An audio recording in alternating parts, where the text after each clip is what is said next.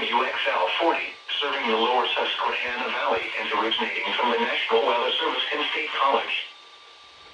Here are the 11 a.m. conditions in the Harrisburg area. In Harrisburg, it was partly sunny.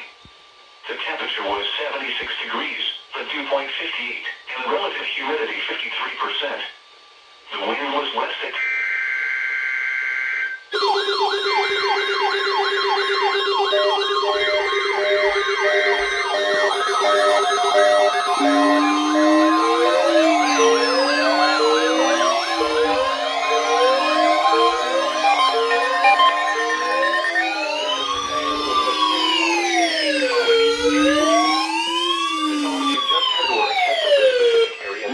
encoding and tone alert systems.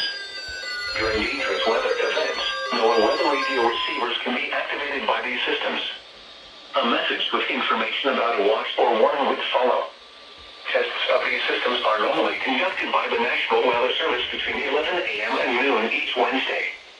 If there is a threat of severe weather, the test may be postponed until the next good weather day. Repeating, this was a test of the specific area message encoding and tone alert system.